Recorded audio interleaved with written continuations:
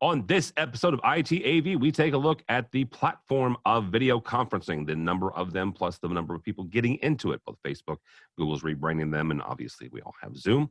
In addition to that, we also take a look at the need for cybersecurity in IT firms. All that and more. Next on ITAV. The network for the AV industry. What are you listening to? This is AV. This is AVNation. This is AVNation.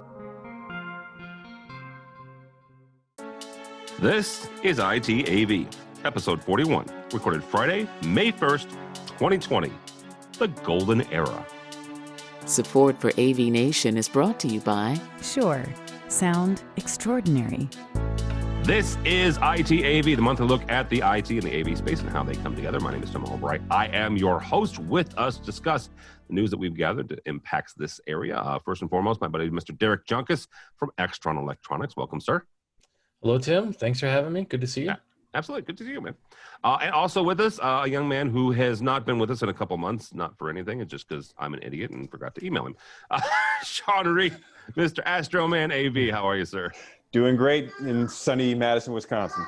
You know what? I punk myself out and I call myself out when I screw up, and I totally did. So Sean was like, "Hey, I forgot. I thought you forgot about me."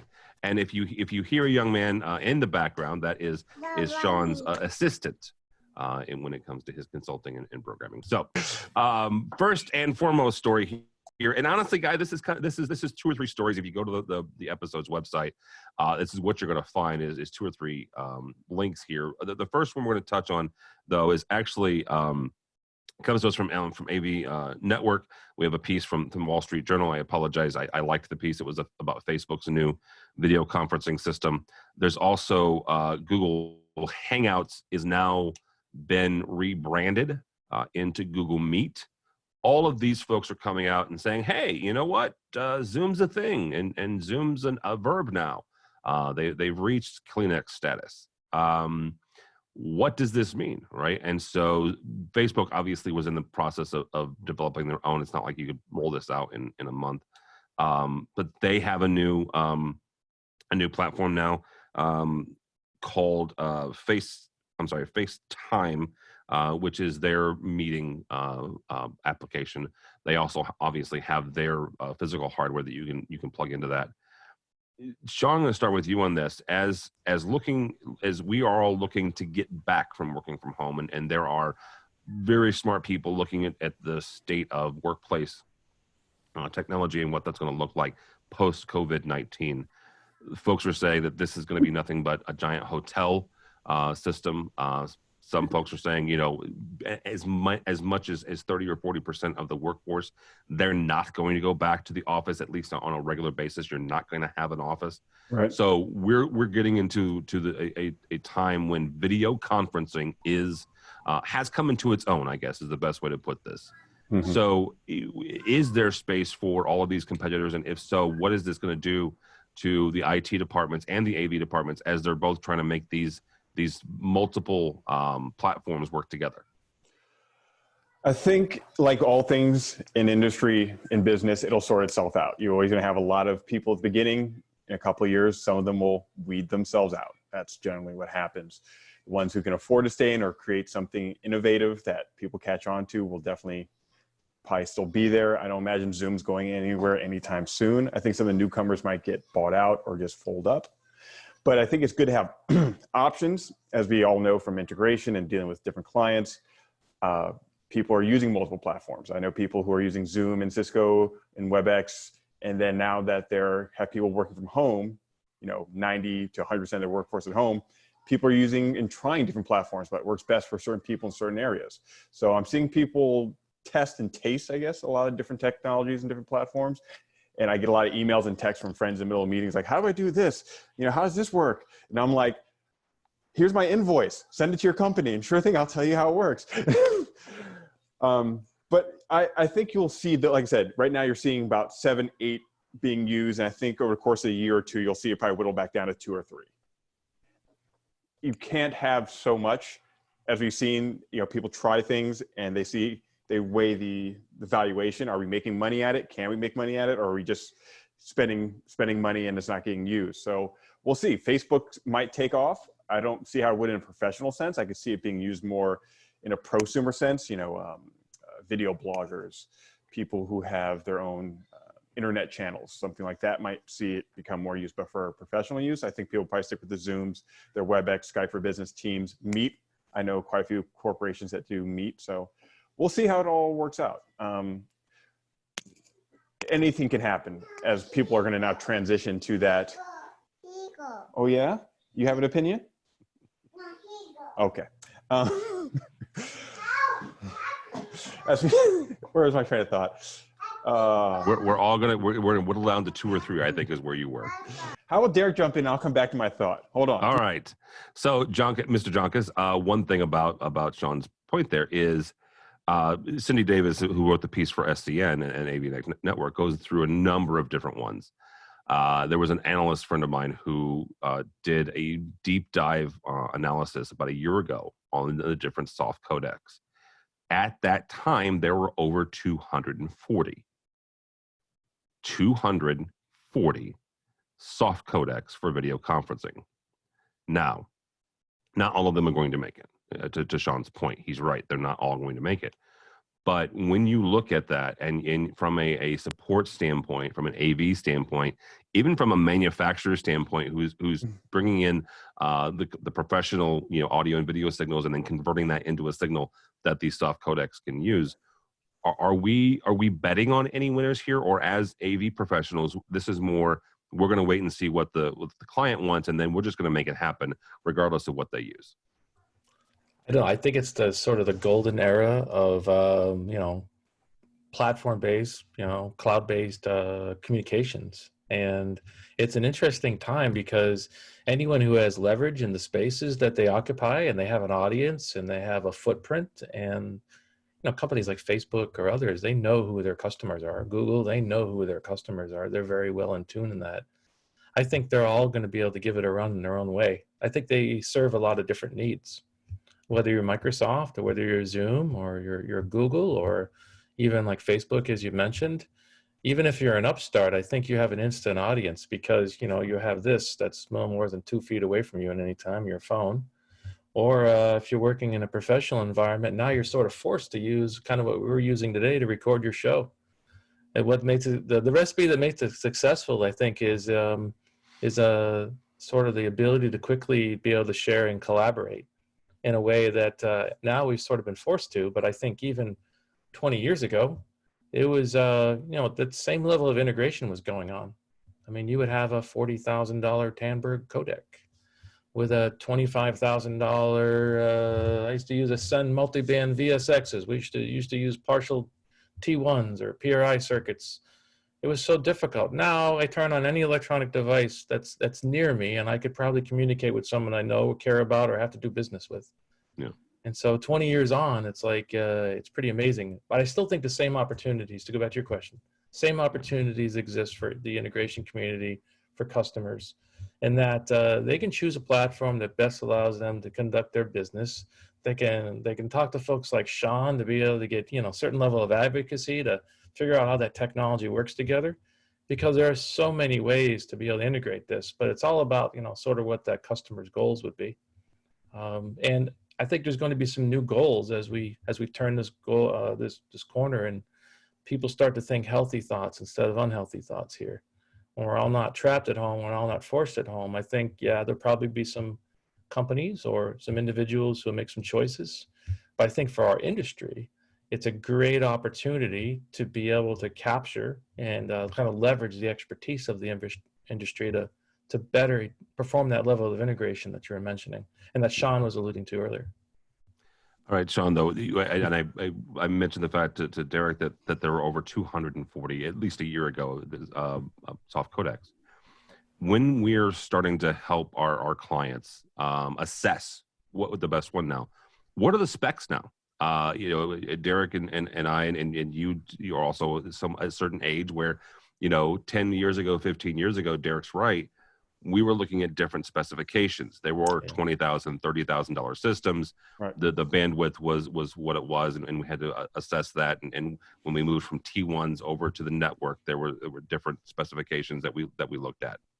What are the specs now that we're looking at when it comes to these codecs, these soft codecs, these software platforms? Is it the bandwidth consumption? Is it security?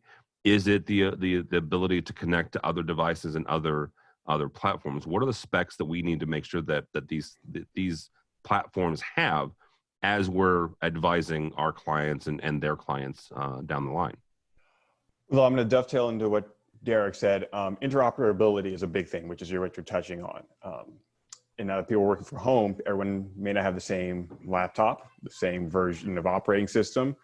So there are those issues. And depending, like you said, on security, that's a big thing I know for some clients.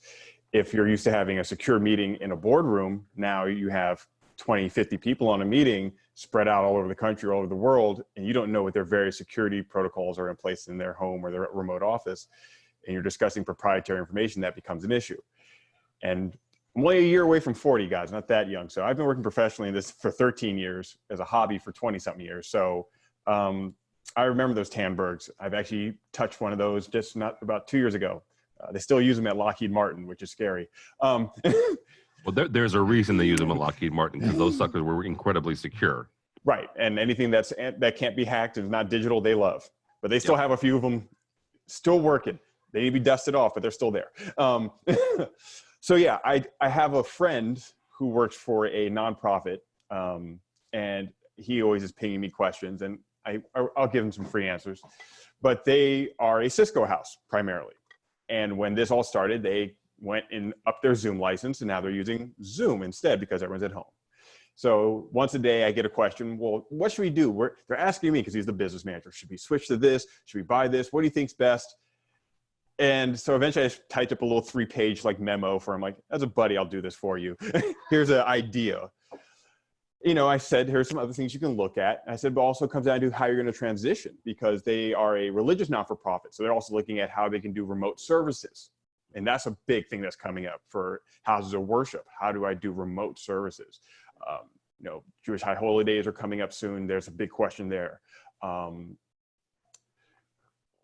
Yeah, Easter was a big issue for some of my clients. I had a church that called me and say, hey, you know, we haven't used this broadcast stuff in a while. We're not sure it still works. You know, turn it on, make sure it still works. Tell me it wasn't Good Friday when they called that, when they called you? It was right before Good Friday, literally the day before. Yeah. So, you know, and they were in a state where I couldn't get to and wasn't planning on going to, because I have a toddler at home with asthma. So we're not traveling at all. No. So I think what you're going to see as these questions come up is going to depend on the industry. For example, just let's say something like Coca-Cola or KFC that have proprietary recipes, or pharmaceutical industries. And now you've got your researchers and R&D guys working at home, perhaps. You're going to have to make sure you have some security when you're discussing proprietary formulas. The run-of-the-mill business that doesn't have to worry so much about security, perhaps, fine. They're going to be able to have a little more flexibility, but interoperability for people, you know, who are saying using Zoom, who are now say going to be maybe having to buy a Vadio system and send it to certain of their employees, or, you know, a Google Meet kit or certain hardware. And they start to build out these little systems, and they have to start buying systems, saying to employees at home, say, hey, here's a camera and here's a codec. You can set it up, right? I think we're going to see the industry change to where we're going to have to actually start designing kind of these DIY systems for employees, where a client might say, hey, I've got 50 employees working from home. I need a better system. What's a camera codec system that I can send to them, they can plug in themselves? And we'll be seeing people like Extron, Crestron, QSE start to, you know, look that way. I think Extron's, give them a little, you know, shameless plug. They've started to move that way with some of their new product, which I think is really cool. It's a little simpler, and you could easily put it in a box with a camera and send it to an employee. But then you still, you know, how we all change with that. Will we become consultants more needed, or will we become more obsolete as people switch to that do-it-yourself framework? That's a big question. I was going to ask, can you even buy a USB camera right now? Well, there's that. Because they're very hard to get. Like I saw like 5 or 6 year old cameras, like a whole bunch of them, like 10 of them. They're all going for $200 or $300. I'm like, man, there's some video desperation out there. Oh, I got man. one if anyone needs one. I got a Logitech if anyone wants to buy one. I have in the office. So obviously here in the AVNation studio, we use Vadio PTZs. We have a Vadio matrix mix for that. But I've got an old Cisco. Actually, when you plug it in, it says Tandberg. An old Cisco webcam. It's gorgeous. I don't want to get rid of it.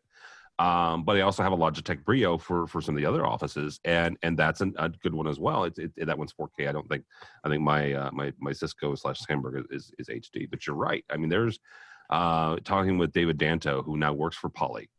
They had some old Eagle Eyes that were in a warehouse that they didn't realize that they had.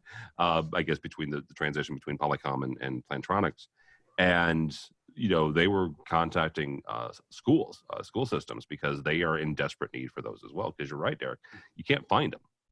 Right. Real quickly, Derek sent me something from the DoD that I wanted him to tap into, and it's a kind of a platform or a checklist on safely using collaboration services.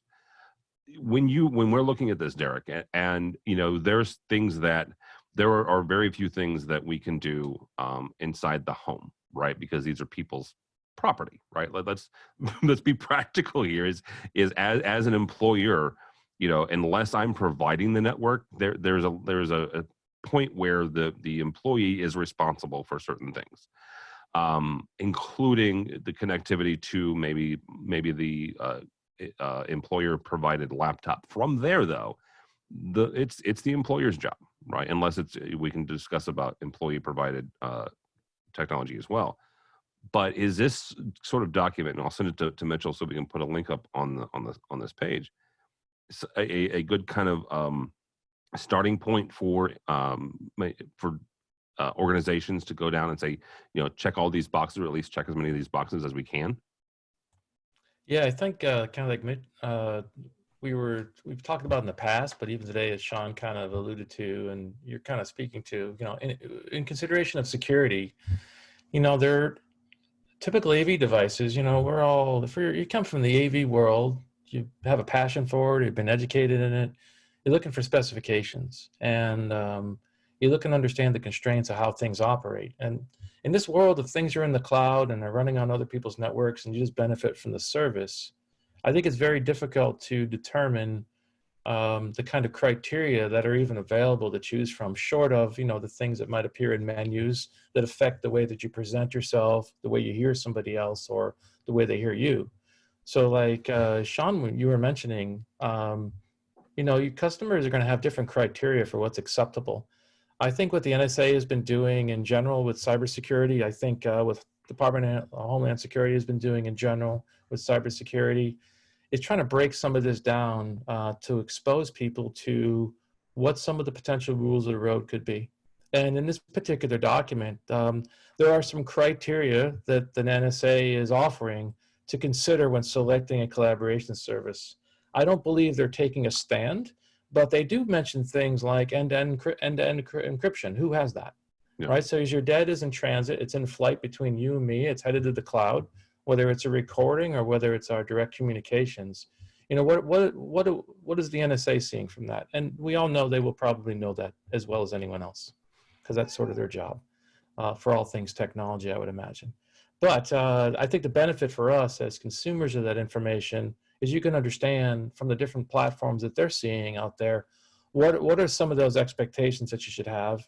And for customers that are doing business with the government, their secure requirements, this is also helpful because I think it's a tell. It lets you know what things may or may not be acceptable depending on the criteria. So that's why I sent it along, and hopefully it could benefit anyone else who might find that information useful, either for their own education or for the education of their clients. Thanks so much for watching the first part of ITAV. To take a look at the rest of the episode for free, click on the link below or go by the website, avnation.tv and avnation.tv.